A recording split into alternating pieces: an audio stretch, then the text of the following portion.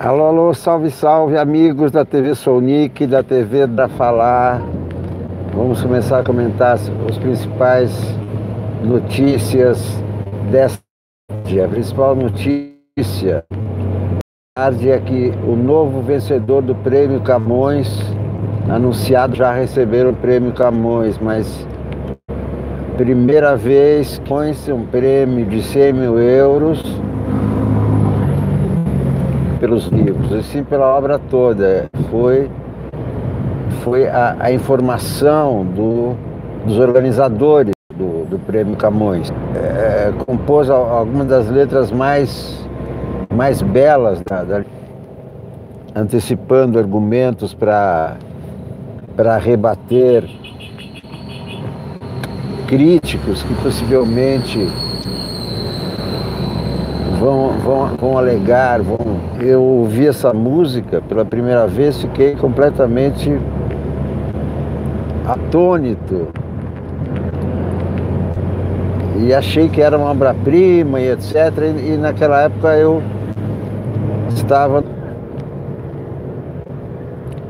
fui então, qual era a minha ideia, etc. E ele não pôde ser. E ele também como ator no filme.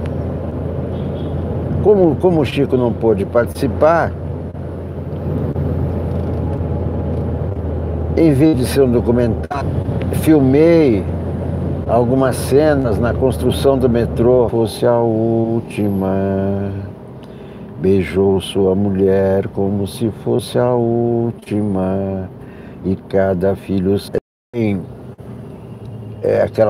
aquele belo samba. Todo dia ela diz que é pra me cuidar, e essas coisas que diz toda mulher. Diz que está me esperando pro jantar e me beija com a boca de café. Todo dia eu só penso em poder parar, meio-dia eu só penso em dizer não. Depois penso na vida pra levar e me calo com a boca de feijão.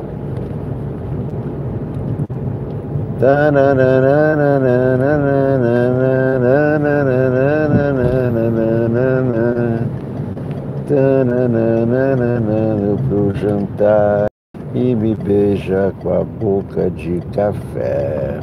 A outra coisa que aconteceu hoje à tarde foi a divulgação de uma carta aberta de 14 governadores que pedem a ação do decreto das armas. É a primeira carta aberta de governadores que mostra a união de governadores do Norte e Nordeste.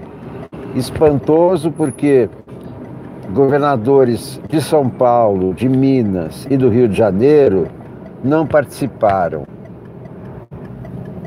não assinaram essa carta. E o decreto das armas é um decreto que vai aumentar a violência. Até mesmo fuzis poderão ser comprados em loja se o decreto não for revogado. 14 governadores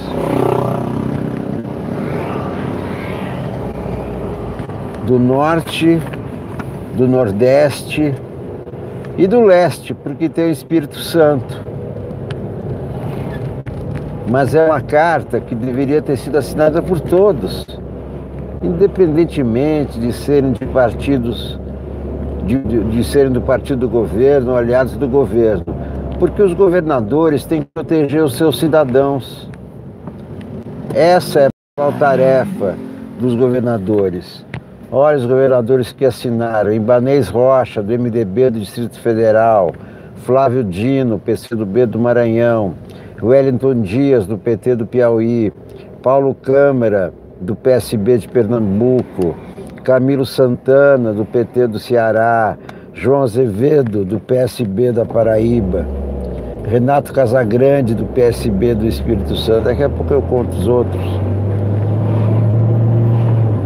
lamentavelmente, governadores de estados grandes e de alta criminalidade, como São Paulo, não assinaram essa carta aberta. Os que assinaram também: Rui Costa, do PT da Bahia; Fátima Bezerra, do PT do Rio Grande do Norte; Renan Filho, MDB de Alagoas; Belivaldo Chagas, MDB de Sergipe; Valdes Góes, do PDT do Amapá; Mauro Carlesse, do PHS Tocantins; Helder Barbalho, MDB da Bahia. São 14 governadores e 27 estados, portanto, mais da metade dos governadores, mais de 50%, estão pedindo a revogação desse decreto das armas, o decreto presidencial que ampliou o porte, que ampliou a posse, abriu o porte e ampliou a potência das armas. Ontem foi divulgado que fuzis poderão ser comprados em loja se esse decreto não for revogado. A ministra Rosa Weber pediu explicações acerca desse decreto, pediu a justificativa, e essa resposta deverá ser divulgada amanhã, quando se completam os 5 dias. Hoje também, novas pesquisas mostram que a desaprovação a Bolsonaro já supera a aprovação. Em apenas 5 meses de governo, a porcentagem de ruim e péssimo já supera o bom e o ótimo. E a tendência é que esse número progrida nesse mesmo ritmo. Outra pesquisa indica 60% da população é contrária a porte de arma. 60% da população, portanto, a maioria. O governo tem que ser fiel à maioria, tem que obedecer à maioria e não aos seus grupos sectários, fanatizados, idiotizados, sedentos de sangue. Esses grupos sedentos de sangue não representam a maioria da população. 60% dos brasileiros não querem porte de armas, não querem fuzis nas ruas, em mãos de civis.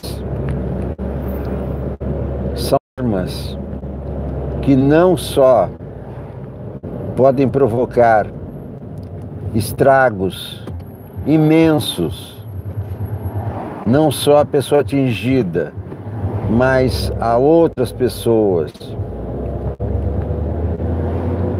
São ações que atravessam seus alvos e se transformam em balas ou bombas perdidas que podem atingir qualquer um de nós.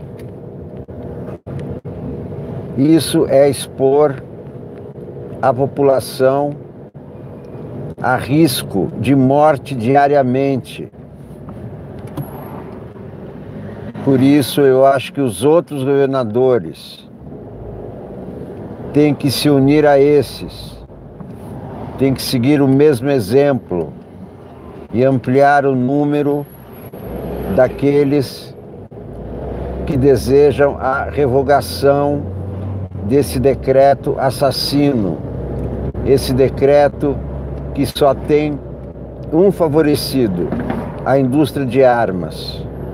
E a indústria de armas no Brasil se chama Taurus. A segurança do cidadão é o primeiro dever do Estado. É um dever do qual o Estado não pode abdicar. Abdicar desse Estado é deixar a população exposta à violência incontrolável, de potencial letal jamais visto nas ruas brasileiras em tempos de paz.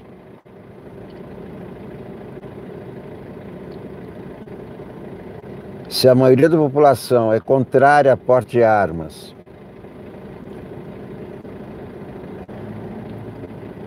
se o índice de aprovação de Bolsonaro vem caindo e esse decreto não for revogado, a sua desaprovação tende a cair mais. Coincidência ou não, Bolsonaro hoje recuou em parte das manifestações de domingo. Primeiro disse que não vai, ele não vai. E também pediu aos ministros para não irem.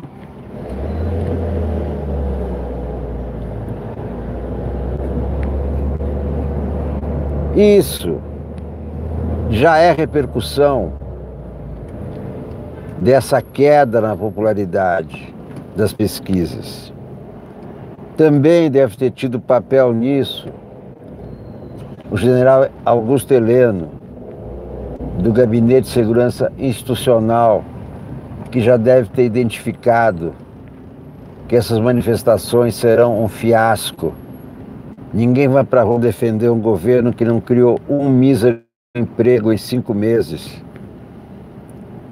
Ninguém vai apoiar o governo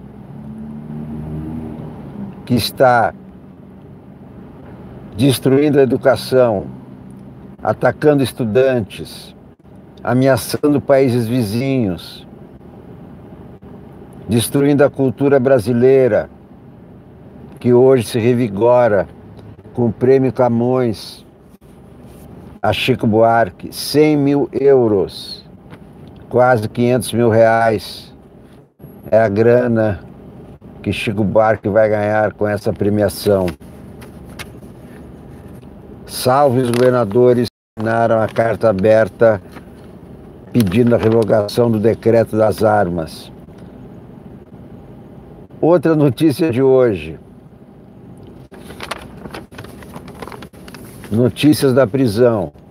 Zé Dirceu e Eduardo Cunha na mesma cela. Imagine a situação. Como será a convivência de Zé Dirceu com Eduardo Cunha? Eduardo Cunha, que derrubou o PT, foi o cara que mais atuou para derrubar o PT, e o Zé Dirceu. Será que eles vão trocar alguma palavra? Vão ficar em silêncio? O que será que vai acontecer? A minha previsão é que acabam conversando, porque estão ali presos, e parece que são eles mais 4 na cela. Todos políticos. Acho que numa situação como essa, acaba conversando, acaba nem tocando em assuntos mais delicados para não criar atrito.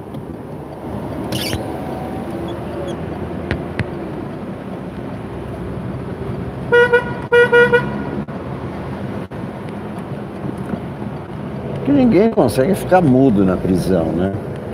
Não dá para ficar de mal com um cara que está preso com você. É uma situação curiosa, né?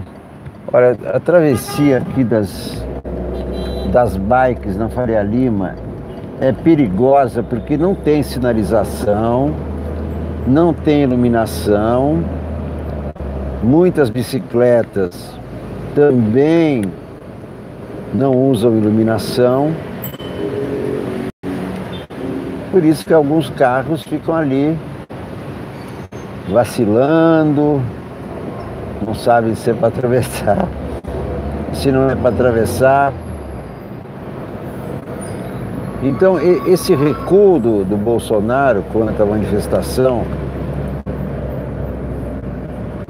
tem a ver com a percepção de que isso aí não dá certo. Não está na hora de pedir apoio. O governo, para pedir apoio, tem que ter mostrado serviço. Qual foi o serviço que ele mostrou para a população até agora? O que esse governo fez pela população? Absolutamente nada, zero. Então não tem como esse governo querer que a rua se manifeste a favor dele.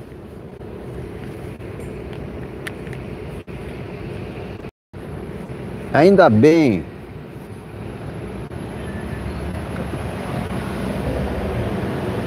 que alguns acontecimentos fazem com que Bolsonaro recue, porque cada recuo do Bolsonaro é uma vitória da democracia, né? De sábado para cá, terça-feira, ele vinha avançando, afrontando a democracia, a Constituição, diariamente. Hoje recuou, não vai à manifestação, menos mal. Se bem que essa manifestação contra o Congresso, contra o STF, como está sendo divulgado nas redes sociais, nas chamadas redes sociais, é manifestação golpista. Democracia não existe sem STF, sem o Congresso, sem os três poderes. A manifestação afronta dois poderes.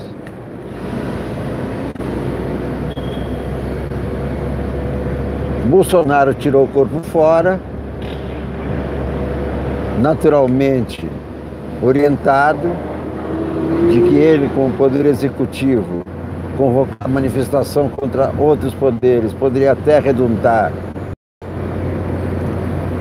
numa consequência maior, como um impeachment. Se ele sustentasse manifestação oficialmente do poder executivo contra os outros dois poderes, acho que não haveria como não se processo de impeachment, apesar da reforma da Previdência. Porque em condições normais de tempo e temperatura, Rodrigo Maia não vai colocar em votação impeachment enquanto não votar essa reforma. Essa ou qualquer reforma, não sei o que eles vão fazer. Para mim, qualquer reforma é ruim. Porque do jeito que está, já está difícil se aposentar. Deveria haver alguma reforma que melhorasse as condições da aposentadoria, mas é para piorar. Ele vai melhorar para as empresas, e o que as empresas dizem em troca é que vão contratar, porque ficarão livres do imposto. Mas não foi isso que aconteceu, por exemplo, com as montadoras. Quando o governo da Dilma isentou as montadoras de impostos e elas não contrataram. A imagem dos empresários de que só vão investir, só vão contratar se a reforma for aprovada, não tem garantia nenhuma de que eles cumpram a palavra. Já não cumpriram várias vezes.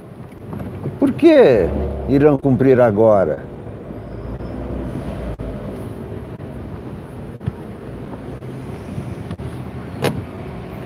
De qualquer modo, essa agitação do Bolsonaro... Bolsonaro é um agitador, não um terrorista.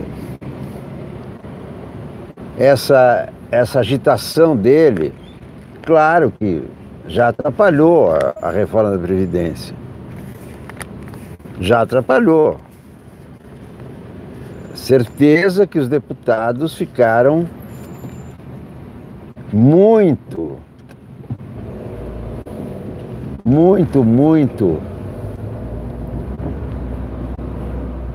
putos com as declarações do Bolsonaro, de sábado para cá, do Bolsonaro, dos bolsonaristas, dos filhos, etc, etc, de todos os fanáticos. Porque de sábado para cá, os deputados foram jogados aos leões, acusados de fazerem parte de conchavos, e todos eles, todos, porque ele generalizou.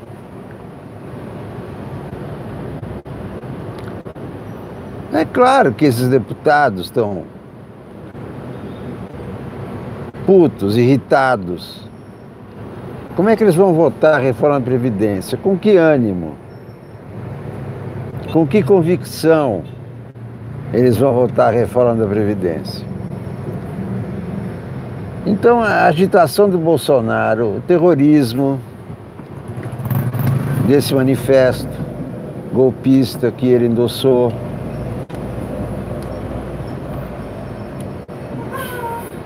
tudo isso também provoca dúvidas, incertezas nas elites econômicas, no empresariado. E só um responsável, num período em que é essencial aprovar uma reforma da Previdência,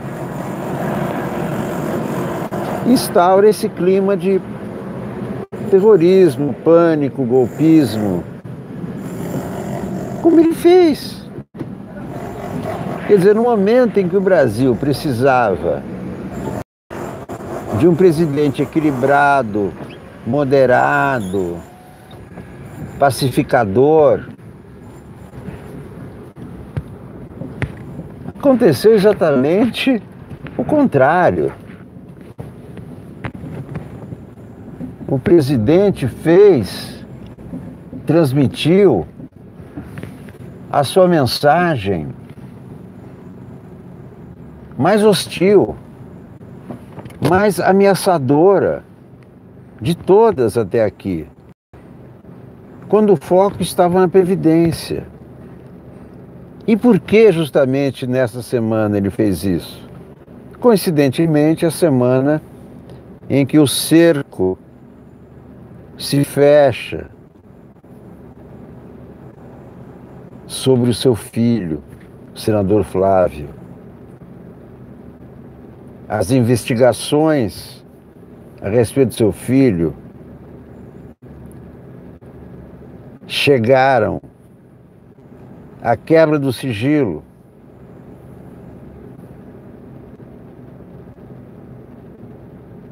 Chegaram ponto em que ele chamou para si os problemas do filho e trouxe as acusações de organização criminosa, de peculato e lavagem de dinheiro para dentro do seu gabinete. O próprio Bolsonaro trouxe para o seu gabinete os problemas que estavam só no âmbito do seu filho.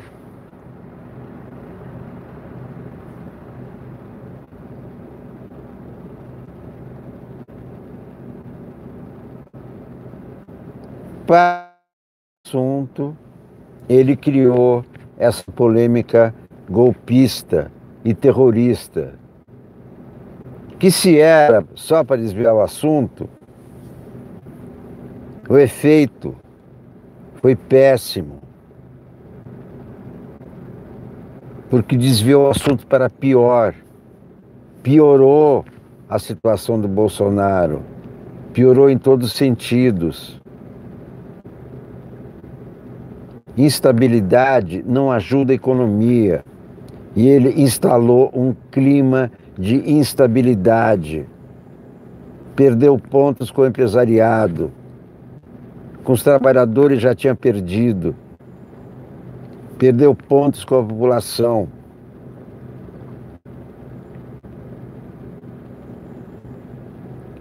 Meus amigos, cheguei ao meu destino.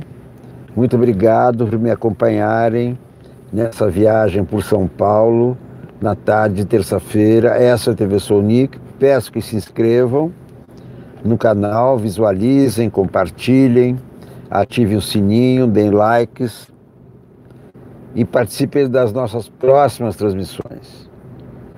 Eu sempre faço transmissão ao vivo, a qualquer momento, sem hora marcada, mas sempre tem 2 ou 3 vezes por dia. Eu volto na próxima. Espero que vocês também estejam aqui. Tchau, até mais.